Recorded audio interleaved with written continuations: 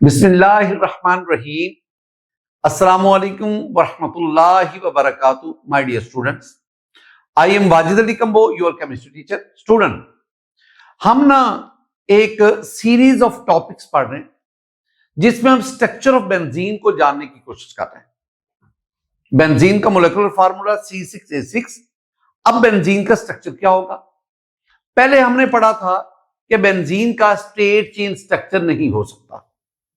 फिर हमने कैक्यूले स्ट्रक्चर्स पढ़े और हमने कैक्यूले के दो कैनोनिकल स्ट्रक्चर या जिसे हम रेजोनेंस कंट्रीब्यूटिंग स्ट्रक्चर कहते हैं वो हमने स्टडी किए। लेकिन बाद में हमने कहा कि कैक्यूले स्ट्रक्चर में भी कुछ ऑब्जेक्शंस हैं, ड्रॉबैक्स हैं। फिर हमने एक्स रेज डायफ्रैक्शन मेथड की मदद से बेंजीन स्ट्रक्चर को स्टडी किया। अब एक्स रेज डायफ्रैक्शन मेथड से जो हमारे पास डाटा आया, अब हम उसको एक थ्योरी की मदद से एक्सप्लेन करना चाहते हैं। और वो डाटा क्या था? वो था कि benzene has regular cyclic planar hexagonal structure. All regular का मतलब मैंने आपको बताया था कि all sides in benzene structure are equal and the angle is 120 degree. The benzene molecule is planar.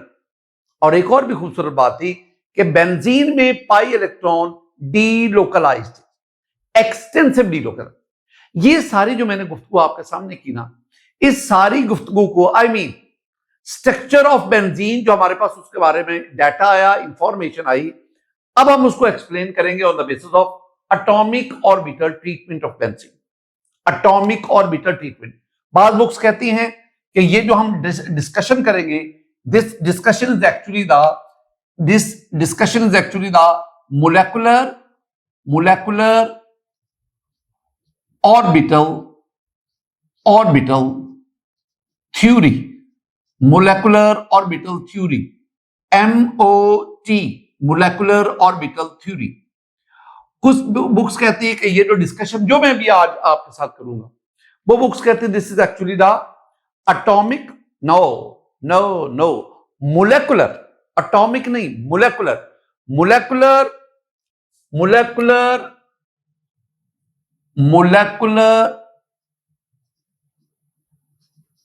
Orbital और एक और लफ्ज साथ आ गया, हाइब्रिडाइजेशन। ये दो चीजों को मिक्स करके hybridisation, molecular orbital hybridisation model. अच्छा, जो भी मेरे पास अवेलेबल इंफॉर्मेशन है ना मुख्तलिफ बुक्स के मुताबिक, वो मैंने आपके साथ शेयर कर दी। जिस बुक में जो लिखा हुआ है, जो मॉडल लिखा हुआ है, जो थ्योरी लिखी हुई है, जो ट्रीटमेंट लिखा हुआ है, वो सारी के सारी। अच्छा, अब आगे बढ़ते हैं। मैं आपको क्या समझाना चाहता हूं? मैं आपको ना बेबुनियादी तौर पर ये जितनी भी मैं डिस्कशन करूंगा, हकीकत में मेरे ज़हन के अंदर, मेरे ज़हन में तीन बातें जो मैं आप तक कन्वे करना चाहता हूं। तीन बातें मैं आपको ना, पहली बात बेंजीन स्ट्रक्चर की बात कर रहा हूं। बेंजीन स्ट्रक्चर मैं अपने बहुत प्यारे बच्चों को बेंजीन स्ट्रक्चर में तीन बातें समझाना चाहता हूं। तीन पॉइंट्स। पहला पॉइंट है कि benzene has regular cyclic hexagonal structure. एक तो इसका रेगुलर साइक्लिक हेक्सागोनल स्ट्रक्चर जिसे मैं प्लेनर भी कहूंगा। दूसरी बात, बेंजीन में बॉन्ड फॉर्मेशन कैसे होती है? बॉन्ड फॉर्मेशन किस ऑर्बिटल्स की ओवरलैपिंग से बॉन्ड फॉर्मेशन होती है? और तीसरी बात, बेंजीन में पाई इलेक्ट्रॉन्स डीलोकलाइजेशन होती है। डीलोकलाइजेशन वो कैसे होती है? और ये डीलोकलाइजेशन बेंजीन मॉलिक्यूल को स्टेबिलिटी प्रोवाइड करती है और उसी स्टेबिलिटी की वजह से बेंजीन की रिएक्टिविटी कम होती है। ये सारी के सारी ये जो तीन बातें हैं ना, ये मेरी डिस्कशन का मौजू रहेंगी। अब आए, पहले मैं आपको एक छोटा सा नुकता बताता हूं। बेटा जी, बेंजीन का जो मोलेकुलर फार्मूला है ना, मैं लिख देता हूं। बेंजीन का इंपिरिकल फार्मूला CH और बेंजीन का जो मोलेकुलर फार्मूला है ना, that is equal to C6H6। ये तो मोलेकुलर फार्मूला है। अब स्ट्रक्चर कैसे होगा, बॉन्ड फॉर्मेशन कैसे होगी, और डीलोकलाइजेशन ऑफ पाई इलेक्ट्रॉन कैसे होगी, ये ऊपर 3 बातें ये मैं डिस्कस करूंगा, और मैं इन थ्योरीज की बुनियाद पर अपनी सारी डिस्कशन करूंगा। पहला आगाज वो कैसे, बेटे जी बेंजीन में 6 कार्बन है, and according to hybridisation concept each carbon is sp2 hybridised. मेरा ये पहला लफ्ज, मेरा ये पहला सेंटेंस आप इसको याद करेंगे। मैंने क्या बोला, each carbon atom in benzene is sp2 hybridized. लो जी, मैं अपनी गुफ्तगू का आगाज यहां से करूंगा। आप ना बेंजीन के 6 कार्बन में से एक कार्बन पकड़ लो और उस कार्बन की sp2 हाइब्रिडाइजेशन को डिस्कस करो। लो जी, मैंने एक कार्बन लिया, कार्बन की ग्राउंड स्टेट इलेक्ट्रॉनिक कॉन्फ़िगरेशन लिखें तो क्या होगी भला, ग्राउंड स्टेट इलेक्ट्रॉनिक कॉन्फ़िगरेशन इसकी 1s2 2s2 2px 2py 2pz, ये तो 2 4 5 और ये 6, this is ground state electronic configuration. लेकिन बॉन्ड फॉर्मेशन से पहले जो कार्बन एटम है उसका 2s में मौजूद इलेक्ट्रॉन यहां से 2pz में जाता है। अब ये इसके एक्साइटेड स्टेट इलेक्ट्रॉनिक कॉन्फ़िगरेशन क्या बन गई, 1s2 it's okay, 2s1 2px1 2py1 2pz1, ये आपके पास आ गया। अब ये जो 1s है ये फर्स्ट ऑर्बिट से ताल्लुक रखता है, लेकिन ये जो चारों ऑर्बिटल्स हैं ये सेकंड ऑर्बिट से ताल्लुक रखते हैं। इन चारों को, ये जो मेरे पास है ये, इनको हम कहते हैं दीज आर एटॉमिक ऑर्बिटल्स। अब ये एटॉमिक ऑर्बिटल्स हैं। इन चारों की शेप मुख्तलिफ है, इन चारों की एनर्जी मुख्तलिफ है, यानी they have different shape different energy, different shape and energy. मैं ज्यादा डिटेल में नहीं जाऊंगा। अब क्या हुआ, ये जो आपके पास 4 एटॉमिक ऑर्बिटल है, एक s और 3 p, px py pz। अब हाइब्रिडाइजेशन का कॉन्सेप्ट क्या कहता है, वो कहता है कि हजूरे वाला इन 4 में से ये जो 3 है ना, 3, एक s और 2 p, ये इंटरमिक्स होते हैं, इंटरमिक्स। और आपको पता है जब एटॉमिक ऑर्बिटल इंटरमिक्स होते हैं तो हाइब्रिड ऑर्बिटल बनते हैं। जितने एटॉमिक ऑर्बिटल इंटरमिक्स होंगे उतने हाइब्रिड ऑर्बिटल बनेंगे। इसका मतलब है इनके इंटरमिक्सिंग की वजह से अगर मैं हाइब्रिड स्टेट इलेक्ट्रॉनिक कॉन्फ़िगरेशन लिखूंगा तो मेरे पास 1s2, इसको तो साइड पे रखो ना, इसका तो काम ही नहीं यहां पे। अब आपके पास क्या बनेगा, एक आपके पास बनेगा sp2, एक और sp2, एक और sp2। ये जो आपके पास sp2 बने ना, इनको हम कहते हैं दीज आर हाइब्रिड ऑर्बिटल्स। एक तो ये बात। अब इलेक्ट्रॉन कितने थे, 1 2 3, वो तीनों इलेक्ट्रॉन इनके पास एक एक चला गया। एक ऑर्बिटल में मैक्सिमम 2 इलेक्ट्रॉन आते हैं। अगर एक इलेक्ट्रॉन आएगा तो उस ऑर्बिटल को हम कहते हैं, क्या कहेंगे भला, हाफ फील्ड ऑर्बिटल। तो these are half filled hybrid orbital. मैं हाफ फील्ड पे इतना जोर क्यों दे रहा हूं, क्योंकि मुझे पता है कि जब ऑर्बिटल ओवरलैप करके बॉन्ड बनाते हैं ना, तो वो ऑर्बिटल ओवरलैप करके बॉन्ड बनाते हैं जो हाफ फील्ड हो।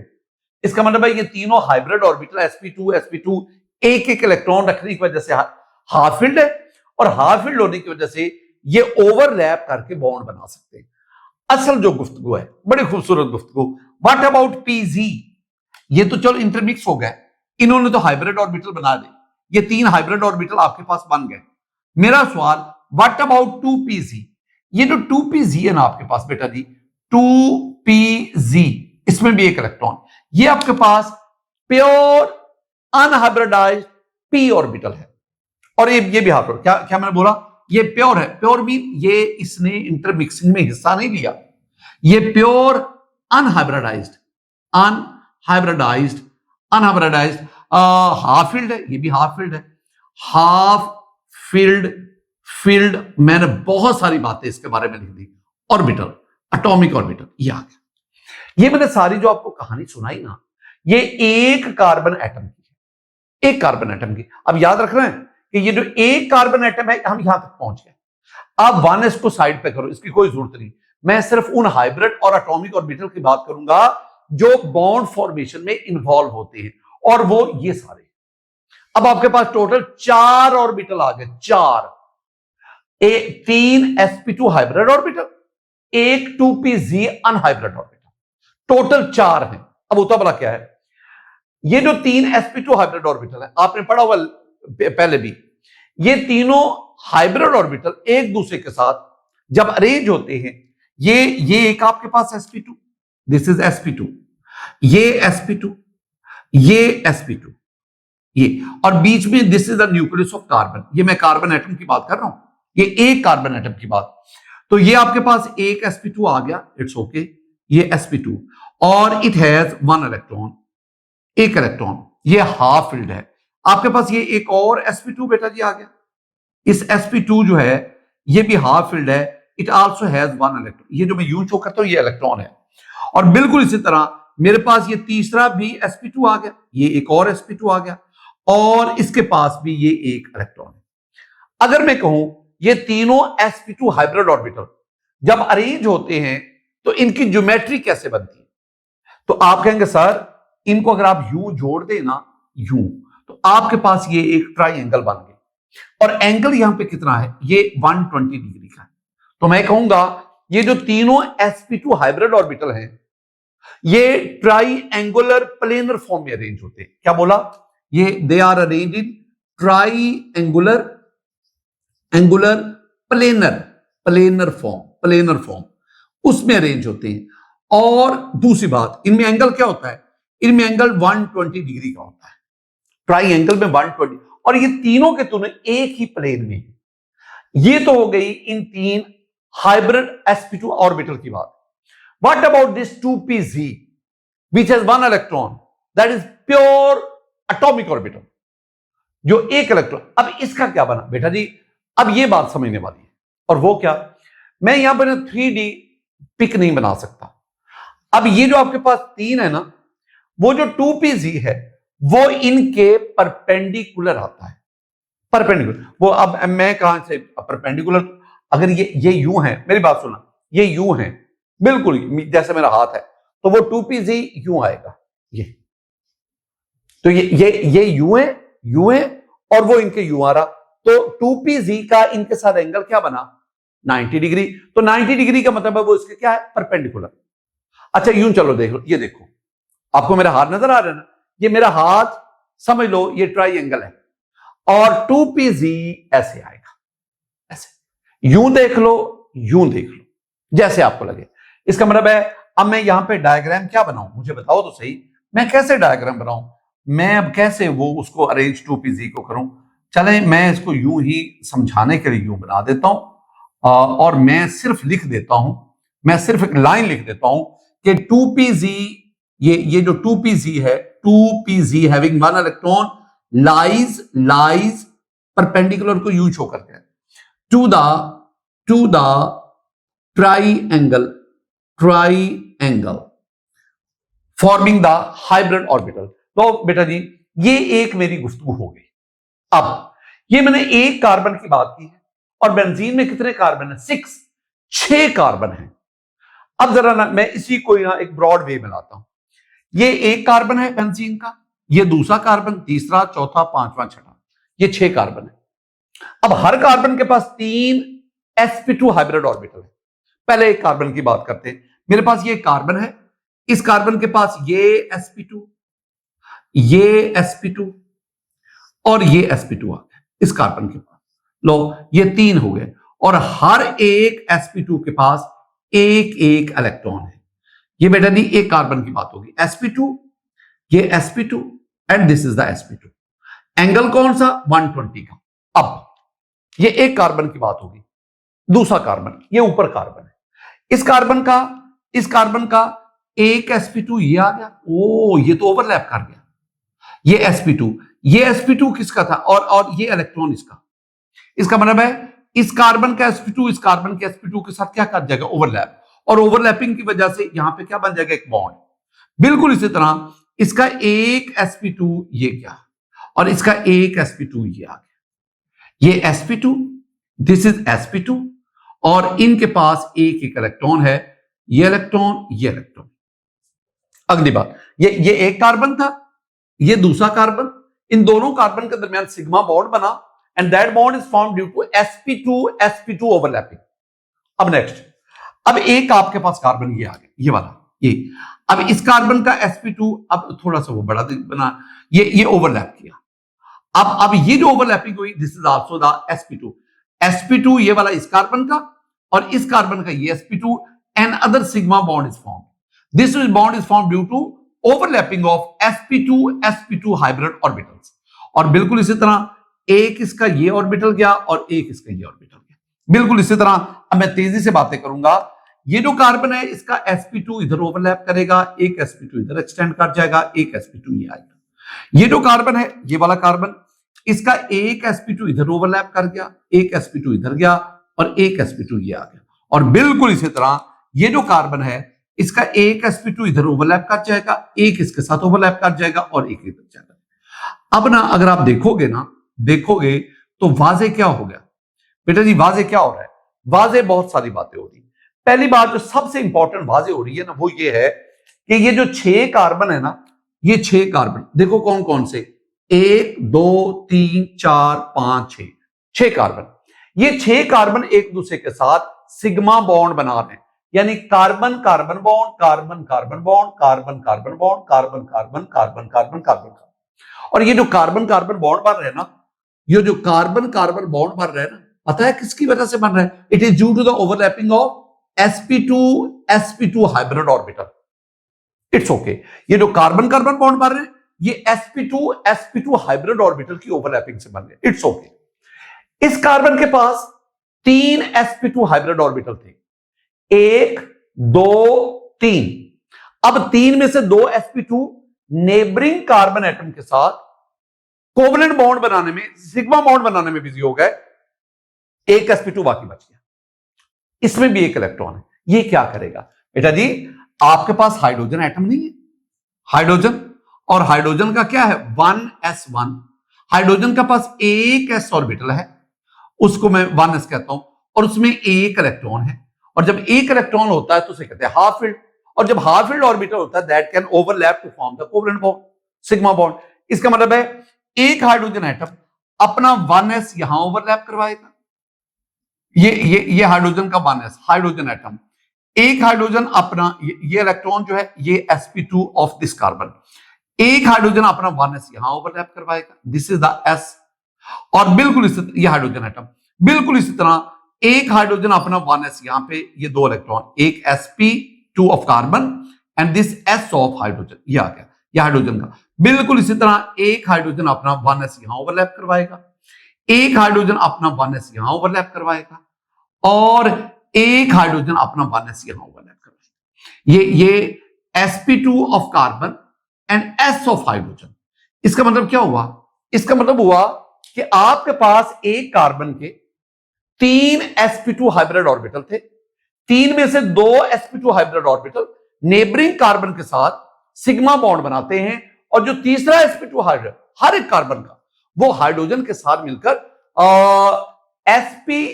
sp2 hybrid orbital, sp2 s और sp2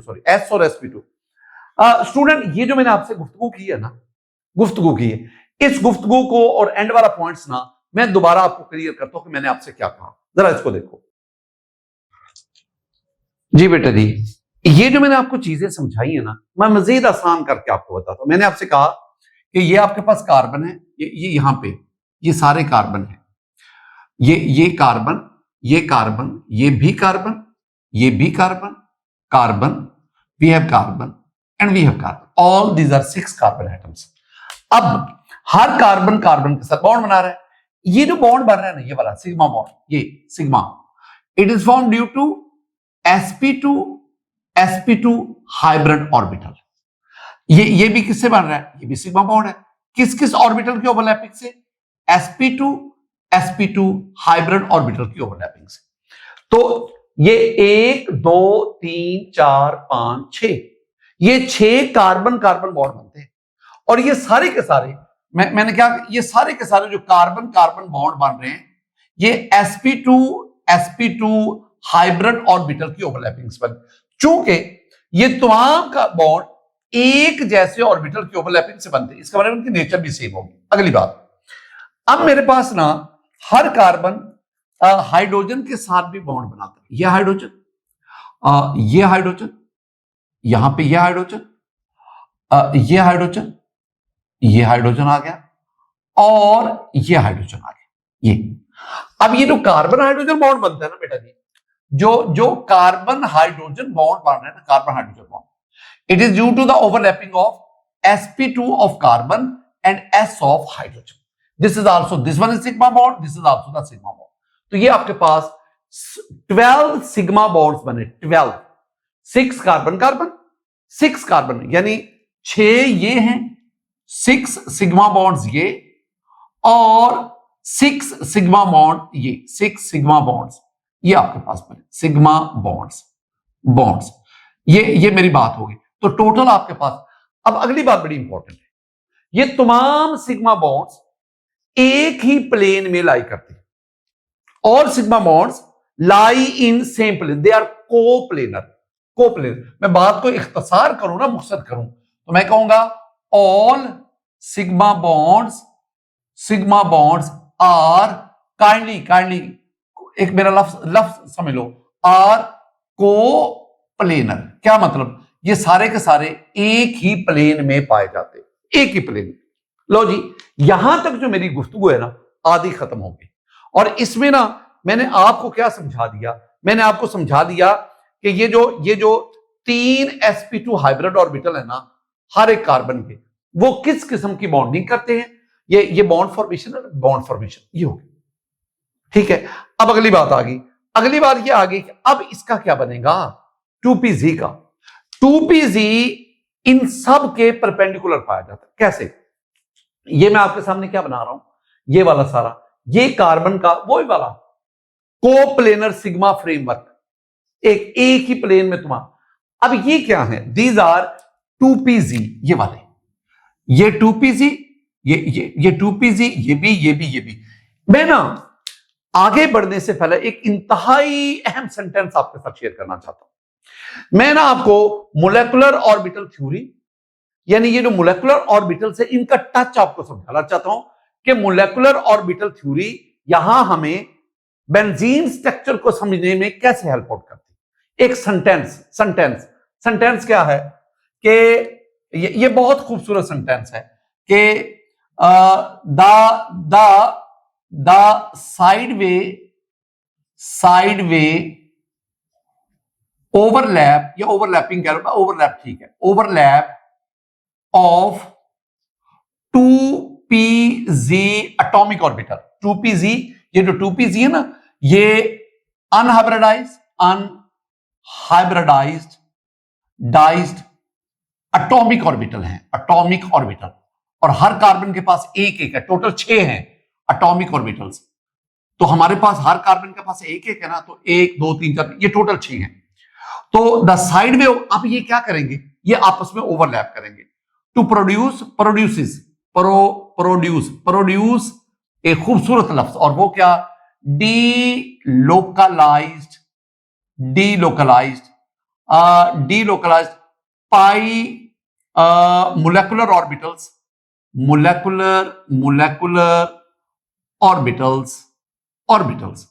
तो इसका मतलब क्या हुआ? कि ये जो आपके पास 2pz एटॉमिक ऑर्बिटल थे, ये वाले, ये ओवरलैप करते हैं, साइडवे ओवरलैपिंग होती है।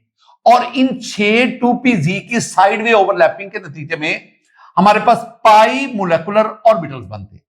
ये जो एटॉमिक ऑर्बिटल होता है ना, इसका ताल्लुक, एटॉमिक ऑर्बिटल का ताल्लुक एक एटम से है, लेकिन जब ये आपस में ओवरलैप करके मोलेकुलर ऑर्बिटल बनाते हैं ना, तो वो मोलेकुलर ऑर्बिटल तमाम के तमाम कार्बन एटम से एसोसिएटेड होते हैं। और मैंने क्या कहा? Which are associated associated with all 6 carbon atoms. ये अब ये मैं कह रहा था सेंटेंस आपके ज़हन में रखना। अब ना होता क्या है, ये जो आपके पास पाई मोलेकुलर ऑर्बिटल्स बनते हैं ना, पाई मोलेकुलर ऑर्बिटल्स, ये आधे ऊपर होते हैं, एक इनका लोब ऊपर होता है, एक लोब नीचे होता है। किसके?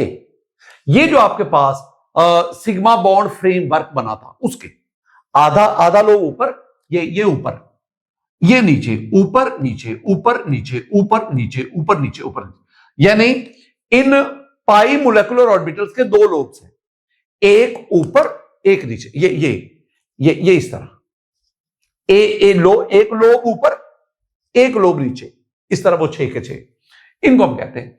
अब स्टूडेंट बोला क्या होगा ये कि ये जो पाई मोलेकुलर ऑर्बिटल्स है ना, ये तमाम कार्बन एटम के साथ एसोसिएट होते हैं। अब होता बड़ा क्या है, होता ये है कि इसमें भी 2pz में एक इलेक्ट्रॉन, इसमें भी एक इलेक्ट्रॉन, इसमें भी। अब क्या होगा, इनके ऊपर वाले लोब्स, ये यहां जो पाई इलेक्ट्रॉन्स है वो मूव करना शुरू करते हैं। ये वाले पाई इलेक्ट्रॉन्स, ये ऊपर वाला लोब है, और इधर भी ये ऊपर वाला लोब, ये ऊपर, और इधर भी ये ऊपर वाला, ये, और ये इलेक्ट्रॉन, पाई इलेक्ट्रॉन डीलोकलाइज कर है, और ये भी ऊपर वाला, और फिर इसी तरह ये इसके साथ आ गया। ये आपके पास ना, ये फ्रेम के ऊपर वाले, ये एक लोब, ये दूसरा लोब, अब मैं इससे ज्यादा बना ही नहीं सकता। अब इसमें पाई इलेक्ट्रॉन यूं रिवॉल्व कर रहे हैं। बिल्कुल इसी तरह नीचे भी है ना, हम नीचे भी देख लेते हैं। ये आपके पास नीचे है, ये आपके पास, और इस तरह ये आपस में मिले, ये इधर आ गए, और ये बिल्कुल इसी तरह ये आ गया आपके पास। ये क्या है? These are pi molecular orbitals, और उसमें पाई इलेक्ट्रॉन रेजोनेट करते हैं, डीलोकलाइज करते हैं। यानी मैं समझाना क्या चाहता हूं, मैं समझाना ये चाहता हूं कि बेटा जी, आपके पास ये बेंजीन का स्ट्रक्चर है ना, बेंजीन का, फिलहाल आप यहां पे आप बॉन्ड लगाते हैं, यहां पे बॉन्ड लगाते हैं, यहां पे मैं कहता हूं ये बॉन्ड क्या है, आप कहते हैं सर ये पाई इलेक्ट्रॉन्स है, इट्स ओके, ये पाई इलेक्ट्रॉन, ये पाई इलेक्ट्रॉन्स, और ये पाई इलेक्ट्रॉन्स, अब ये जो दो ये पाई, यानी टोटल 6 पाई इलेक्ट्रॉन्स हैं। अब ये क्या करते हैं, ये यहां रुके हुए नहीं, ये अगले लम्हे यहां पे जाएंगे, ये यहां पे आ जाएंगे, ये आगे यहां जाएंगे।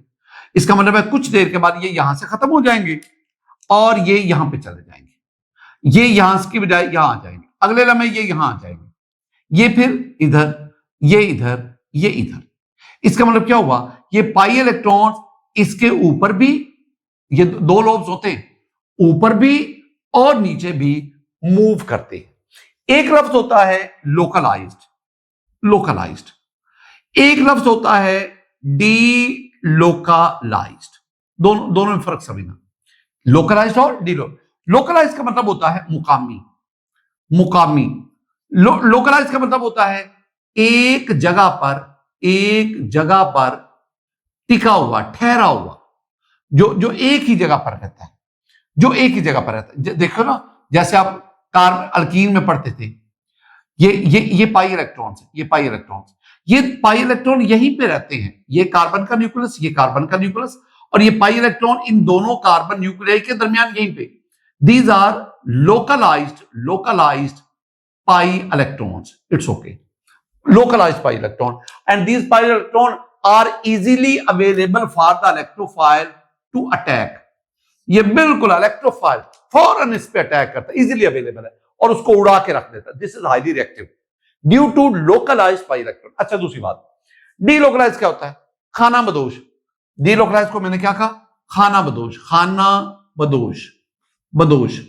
जो एक से दूसरी जगह मूव करता रहता है, जो मुसलसल सफर में रहता है, उसे हम क्या कहते हैं? उसे हम कहते हैं delocalised.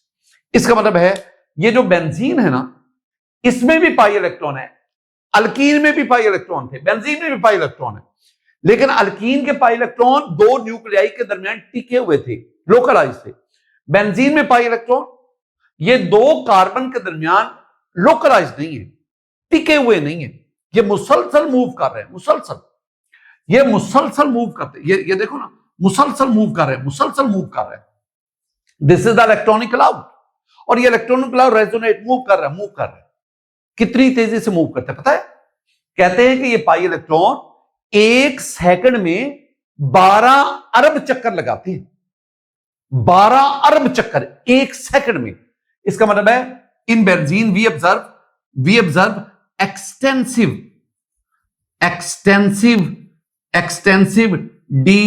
Delocalisation of pi electron. मैं एक और चीज आपको बताता चलूं, और वो क्या, मैं ना डीलोकलाइजेशन को स्टेबिलिटी के साथ जोड़ता हूं। मैं कहता हूं जितनी ज्यादा डीलोकलाइजेशन होगी उतना वो मॉलिक्यूल ज्यादा स्टेबल होगा। मैंने क्या कहा, मैं डीलोकलाइजेशन इसको स्टेबिलिटी के साथ कनेक्ट करता हूं। स्टेबिलिटी। अब बाज लोग कहते हैं why benzene is a stable molecule. Benzene हमारी एक्सपेक्टेशन से, हमारी तवक्का से ज्यादा स्टेबल है। क्यों?